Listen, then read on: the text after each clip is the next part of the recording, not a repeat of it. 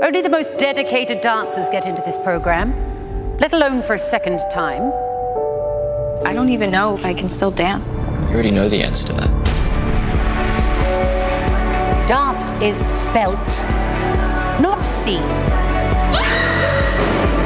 The greatest performers, artists, they all share a deep desire to tell a story. It's time to tell your story, Sam. Hi everyone, welcome to the Screen Watching Interviews. I'm Simon Foster. The Red Shoes Next Step is the story of a dancer who rediscovers the joy of ballet as part of her healing after tragedy derails her life. It is the latest film starring an actress whose dancing has captivated us in such high energy dramas as On Point and High Strung Free Dance, and whose attitude in life is inspiring thousands via her social media profile. Welcome to Screen Watching, all the way from Albuquerque, New Mexico. Go Isotopes, Juliette Doherty. Hi, thanks, Simon. Lovely to chat with you, Juliette. First of all, let's go Red Shoes 101. How did this project find its way from our fair city all the way to you over there in Albuquerque or New York, where I know you're also based? So what elements of the Red Shoes Next Step brought you all the way here? Well, I think I was actually, it was a couple of years ago, and I was sitting in London and reading the script, and it just came about out of the blue. And I really just connected with Sam's story, my character Sam. And I really felt very connected with a part of the story, how dance was used as a tool for healing from a very traumatic incident that happens in her life. As I mentioned to you before we started recording, I had a bit of a Doherty movie marathon yesterday. First, the beautiful people of High Strung Free Dance, and then the darker, sadder story of On Point, or Driven to Dance, as it's also known. Your character, Sam, in the Red Shoes, it feels like a very natural progression in terms of the roles you're playing, but also elements of a new challenge. What was fresh about Sam that really sort of allowed you to dig into her life story? Yeah, there's a depth to Sam's character that I really appreciated about this film, and a complexity about just the nature of loss. And so that was something that I felt really fortunate to be able to dig into throughout the work. And it was definitely a lot. I found out it wasn't only just the physical element of the film, which was really overwhelming and taxing on the body, but the emotional element and the work that took as well really surprised me. Yeah. Working with Australian directors in Jess Ahern and the wonderful Joanne Samuel, what was that experience like? Because it's your first experience shooting here in Australia, I think, isn't it?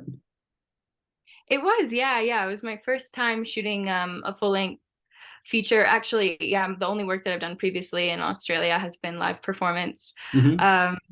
But and it was also my first time working with co-directors, since Jess and Joe were both working together. That was it was really cool to have the balance of both, and kind of learn from their communication with each other, as well as see how distinctly how different their directorial styles are.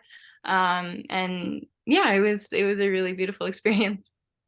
How did a lady from Albuquerque find life in Sydney's inner city? What memories do you have of shooting here? And if you say anything about the great train system, I know you're lying. So what else did you remember? Well, yeah, I think it was a period of lockdown in Sydney. Kind of, we were going into that while we were shooting, so I didn't spend much time on public transportation Yes. while I was there. But it's so different from my life growing up in Albuquerque. You know, Albuquerque is high desert, so not a lot of water around. So it was really great to be able to spend time at the beach. when we weren't shooting. But it was a lot of time spent like right in the city. We shot a lot in Glebe and kind of around those areas. So yeah, I just felt very immersed in the city and was definitely just trying to learn the culture while I was there. It was funny watching it because there was I was able to tell my wife, oh, there's the park where we walked our dog, and oh, look at that bit of graffiti. I know that graffiti. So it's great seeing your own city on screen. Yeah, absolutely. That's how I felt. I know this is kind of a weird kind of crossover, but that's how I felt when I was watching Breaking Bad, because Breaking Bad is set in Albuquerque. So it was like strangely sentimental to be like, oh, I remember that street, because at the time when I was watching it, I wasn't living at home. all those wonderful meth labs that you frequented as a youth, you were able to go back and look at all those over again. Exactly. Let's go a little bit broader. Let's talk about dance movies in general. Obviously, the title nods to arguably the greatest ballet film ever. Is there a dance film that you return to over and over for how it depicts dancing on screen? What are some of your favorites? Sure, yeah, I have a couple of favorites. Well, I have many favorites, but some of them that just come to mind immediately are Funny Face. Oh, wow.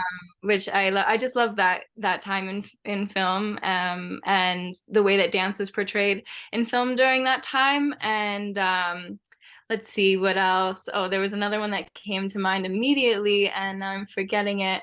I don't know. There's just so much. Oh, well, In American in Paris, I love, and I also did that a production of that live, and was able to play that character Lise in the film. But the film is such a classic with Leslie Caron, and yeah, I'm just a huge fan of that whole era in cinema. You're saying all the right movies. They're fantastic films. Me too. That's a beautiful part of Hollywood history.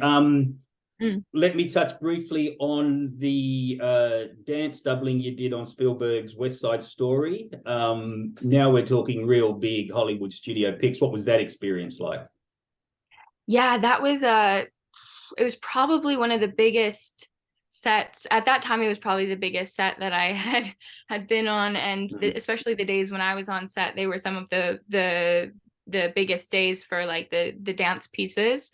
Everyone together, like the gym piece is a really iconic opening part of the original film, as well as Spielberg's film, and that has some of the most people in it in the entire film. So just like to step on set with that many people around, and also to be a part of I don't know, just all the choreographed stuff happening, and it doesn't really feel like it's happening there in real time.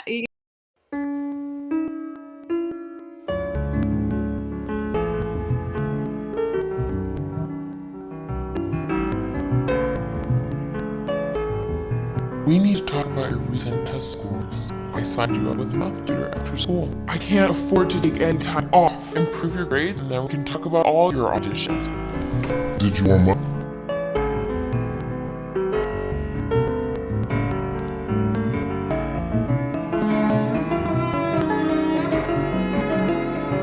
I'm trying to talk to Mom. What are you doing? Dancing. Mom told me even a monkey can do it. Again.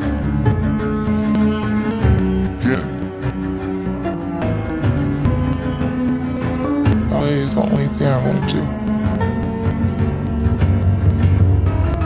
I can dance right here, right now. Let's just talk. Hey!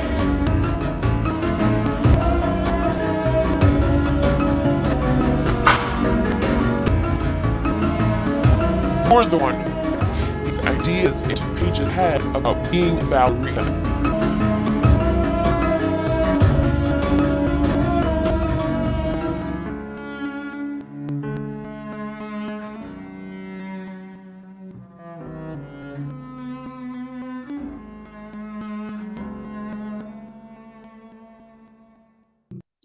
You've been surrounded by some of the great American dance community over the course of this incredible journey you've been on. And you worked with Primrose Kern down here in Australia, one of our great sort of ballet exponents. Tell me, who are those that continue to inspire you?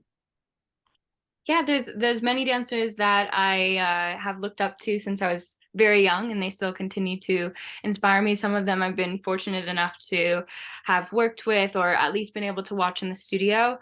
Um, from a young age, I looked up to dancers like Yuan Montan at San Francisco Ballet, as well as Sofiane Silv. And Sofiane Silv has coached me in the past when I danced there at San Francisco Ballet School and was competing.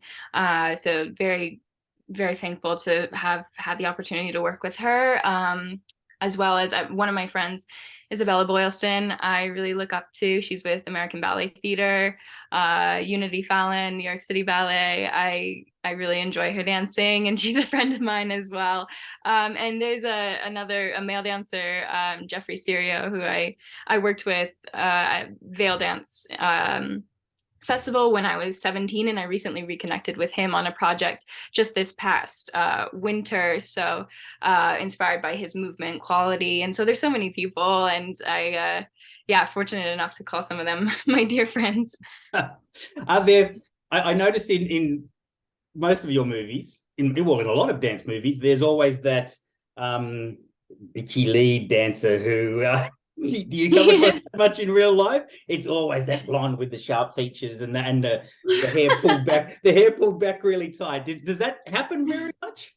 I don't know if like the look is as stereotypical as they make it in cinema, but I don't know. It's like every area of life. Yeah, you definitely do get these certain archetypes that Come on, give us a name. Give us a name. I know you're thinking of someone right now, and you could say a name. I don't know. Maybe she's just an expression of a part of me. I don't know. Oh my goodness, that's deep. I didn't expect that. All right, let's get deeper then. Can you put into words what dancing means to you? And I know that's a very broad question, and there's the technical side of dance where it's a lot of hard work. But when you're doing it, when you're in that moment, when you're in front of the audience, or maybe even not, maybe even when you're just practicing and you're up very early dancing by yourself, what does it come to mean to you?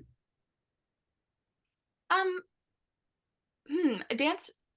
Well, what first comes to mind, dancing for me means family. I come from 4 generations of dancers, so it's something that is a common language for us. And when I think of dance, I also think of like my grandparents, and I think of my mother, who was my teacher, continues to be my teacher, and still choreographs and things like that. So yeah, I mean, yeah, dance is home, it's family. When I'm under pressure, sometimes it can be my worst enemy, and then it can also be that conduit for healing, just like it is in the film for Sam. So it's kind of everything. Sure. How do you reflect upon the role that ballet played in shaping the teenage you? Because they're tough years, they're tough years, and you have a huge Instagram following, many of whom are young dancers or would be young dancers who look to you for inspiration. What is the key message you hope they take from your journey? From my personal journey? Yeah. If anything, I hope that I've lived in a way that has inspired other people to live in their expression, whatever that is, whatever they feel like their fullest expression is. I've always tried to stay truthful to whatever my authentic expression feels like at the moment, even when that's felt really scary. And I've been inspired time and time again by the people that I look up to that have done the same, and it's felt definitely like it's given me permission along the way to keep opening myself up and keep sharing. And yeah, so so that's my hope. I don't know. That's a great answer. It's been over a decade now since you gave that very inspiring TED talk, which I've watched on YouTube, and I encourage anyone to have a look at the LED to TEDx ABQ talk. I think it's on YouTube. Go and remember who you are, and who you are is great. When I interview you again in 10 years' time, and you look back on this period, where do you hope to be? Who are you going to say this is I'm here because of this and this and this? Who will the Juliet Doherty be in 10 years' time? Goodness. I Sounds like a don't know. job I don't interview, know doesn't because it? I really have no clue. If you would have asked me then when I was 14 with braces and giving that talk, I don't know if I would have been able to at all kind of predict where I'm at now, but I don't know. I hope I'm more like that 14-year-old girl 10 years from now than Wow. I feel like now. Yeah, If that that makes makes sense. But I Yeah. hope I get closer to that. That'd be wonderful. All right. Listen, it's been a joy talking to you. Thank you so much for your time, Juliet. Congratulations on Red Shoes, The Next Step, which premieres April 2 here at the Inner West Film Festival in Sydney, and then out across the world in the months ahead. Thank you so much for your time. It's been a joy. Thank you too, Simon. Appreciate it.